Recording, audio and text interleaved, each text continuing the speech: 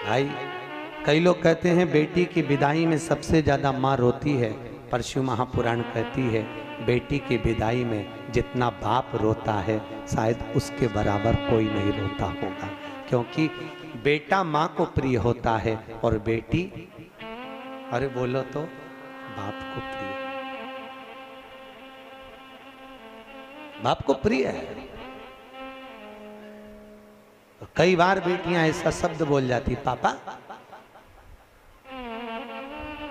मैं जा रही हूं, आपने मेरी शादी कर दी है, मैं दूसरे घर जा रही हूं पापा, पर आपकी बहुत याद आई। पापा सुनो, तुम्हारा स्वास्थ्य ठीक नहीं रहता, शुगर बढ़ी रहती है, कुछ ले लिया करो दवाई। और बेटी जब घर से विदा होती है ना, एक केवल बेटी अगर घर से जाती है तो अपने पापा का मुख देखती है बार बार। लोग कहते हैं गाड़ी में बैठने से पहले विदाई के समय पर बेटी घर को नहीं देख रही है, पिता को देख रही है, और फिर घर को घूम कर देखेगी, मम्मी से कहती मम्मी मेरी विदाई हो रही है। और आजकल तो होटलों से विदाई हो जाती है, धर्मशाला भवनों से, गार्डन से विदाई हो जाती है, पर बेटी अगर कहीं से विदा होना चाहती है तो अपने घर से, मम्मी एक बार मुझे घर और देख लेने दो, मेरे को आपने, मम्मी आपने मुझको दूध पिलाया है, कैसे पाल पोस कर बड़ा करा माँ, पर बेटी बड़ी हो गई और दूसरे के घर ब्याह कर जाती होगी, उस माँ का कलेजा कितना रोता होगा जिसको पाल पोस कर बड़ा करा और दूसरी जगह भेज दिया। एक बूढ़ी से बूढ़ी माँ भी होती है ना, उसको भी त्योहार पर अपने मायके की याद आती है। वो भी अपनी बहू से कहती है मेरे 4 भाई हैं, 4 राखी धर दे मेरे भतीजों के लिए रख दे। मम्मी वो राखी पहुंचेगी नहीं तो, इतने में बूढ़ी से बूढ़ी माँ भी कहती है रख दे तू, वो पहुंच जाएगी मुझे उम्मीद है। और बूढ़ी से बूढ़ी माँ भी, जब माँ बाप जिंदा रहते हैं ना तब तक, माता पिता अगर जिंदा हैं तब तक बूढ़े से बूढ़े व्यक्ति को भी अपनी माँ की याद आती रहती है। बेटियों की आंख में भले घर में व्यस्त रहती है, पर जब जब मायके जाती है तो बूढ़ी बूढ़ी माँ अपनी बेटियों को गले लगा कर कहती बहुत दिन हो गए री, तू आती क्यों नहीं है? मम्मी बहुत फैला रहा है, घर में काम सरता नहीं, बहुत साथ है। भाई माता पिता जब चले जाते हैं ना तब बेटियां मायके आना कम करती हैं, अब नहीं आती। भाई और भाभी कहते हैं जीजी क्यों नहीं आती? भैया पापा की बहुत याद आती है। और माँ बाप से निवेदन है अपनी बेटी को कभी दूर गांव मत बिहाओ, बहुत दूर भेज देते हो भाई, वो मुंह देखने के लिए तरस जाती है। कई कई माँ बाप तो, कोई पड़ोसी भी जाता है ना उसके साथ भी झोला रख कर भेज देती है, माँ आज पड़ोसी जा रहा है, अपने पति से कहती है सुनो जल्दी जाओ, जल्दी से बेसन ले आओ, मैं लड्डू बना देती हूँ, मेरी बेटी को बहुत अच्छी लगती है, और तिल्ली की गजक अच्छी लगती है, जाओ। और अपने यहाँ वो हलवाई की दुकान है ना, उसके यहाँ से सामान लिया, उसको यहाँ के सेव बहुत अच्छे लगते हैं, जाओ। और कोई जा रहा हो बेटी के घर, पूरा झोला बांध के, उसमें रुमाल बांध कर, माँ उस थैली को तैयार कर कर दे देती है और कहती है मेरी बेटी को दे देना, कहना अब की बार कोई आ नहीं पाया। और बेटी को जब वो देता है ना तो बेटी सबसे पहले पूछती है काका जी आप आए, मेरे पापा कैसे हैं, मेरी मम्मी कैसी है? बेटी का सबसे पहला झोले पर विश्वास नहीं, संबोधन बेटी पर। और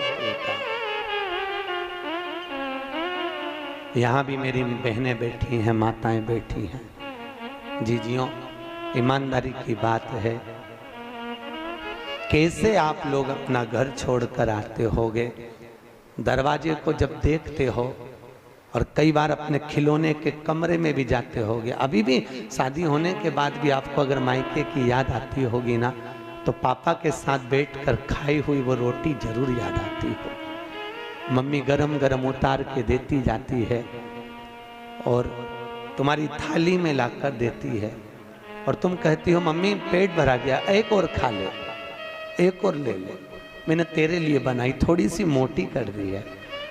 तुम्हें याद आती होगी माँ जो पतली पतली दाल बना देती होगी एकदम पानी जैसी, क्योंकि जब तुम थे तब उसकी परिस्थिति नहीं थी। ना जाने किस परिस्थिति में तुम्हारा विवाह करा हुआ, कैसे परिणा कर भेजा होगा।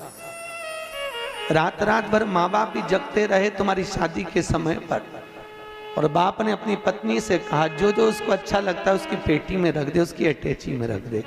सुनो, उसको थोड़े से कोई फ्रिज कोई कूलर दे दे, तो पैसे नहीं है, मैं कर्जा कर कर ले आऊंगा, उसको दे दे।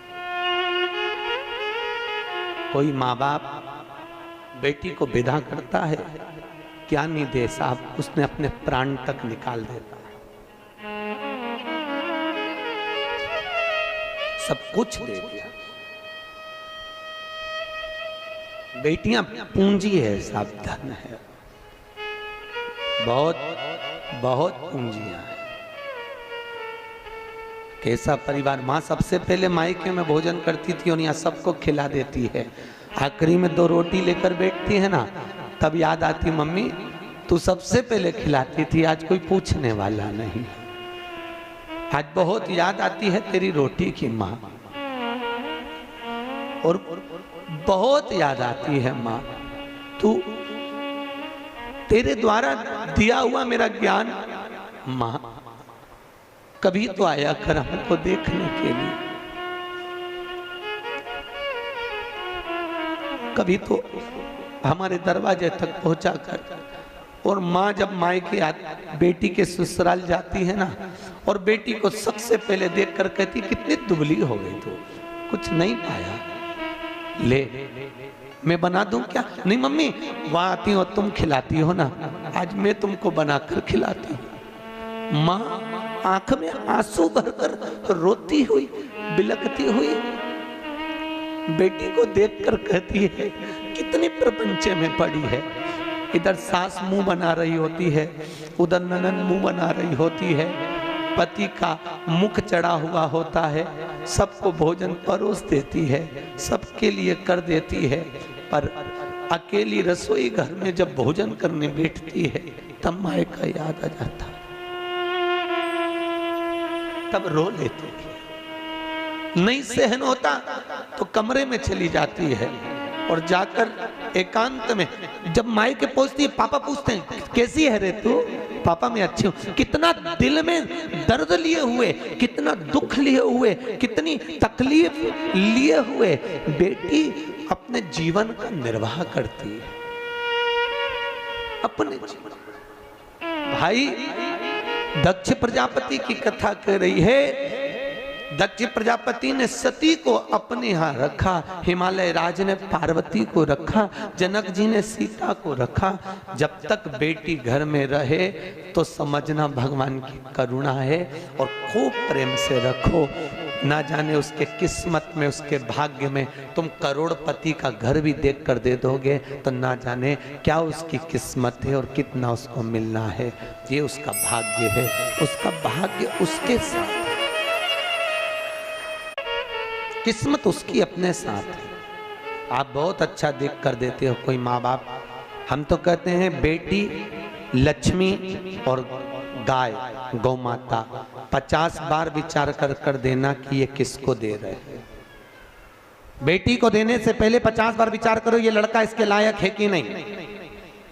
गौ माता को, ब्राह्मण को जब दान करो तो कहते हैं लोग हम हमारे पिता के निमित्त से गाय का दान दे रहे हैं। गाय का दान तुम ब्राह्मण को दे रहे हो, ब्राह्मण को दिया, ब्राह्मण क्या खुद रहने की जगह नहीं, वो चांदी के खुर, सोने के सींग के चक्कर में, बाल्टी और डब्बे के चक्कर में गौ माता को ले गया। जब तक गाय ने दूध दिया तब तक बांध के रखी, फिर वो बेच दी, बेचते बेचते कसाई के हाथ में चली गई। गाय जब कटी तो जिसने दान दिया था उसको दोष लगा, लेने वाले को नहीं। इसलिए बेटी गाय और लक्ष्मी, पैसा भी हमेशा सोच समझ कर दीजिए कि किसको दे रहे हो। कहीं किसी ऐसे भिखारी के कटोरे में पैसा मत डालो कि उस भिखारी ने लेकर वेश्यावृत्ति में लगा दिया, जुए में लगा दिया, मदिरा पान में लगा दिया, मांसाहार में लगा दिया। अगर लक्ष्मी किसी गलत जगह पर जाती है तो दान करने वाले को रोना पड़ता है। बेटी गलत जगह जाती है तो कन्या दान करने वाले को रोना पड़ता है। गाय गलत जगह जाती है तो दान करने वाले को रोना पड़ता है। इसलिए देने से पहले बेटी, गौ और लक्ष्मी 50 बार विचार करना कि किसको दे रहे हो, सही जगह जा रही कि नहीं जा रही।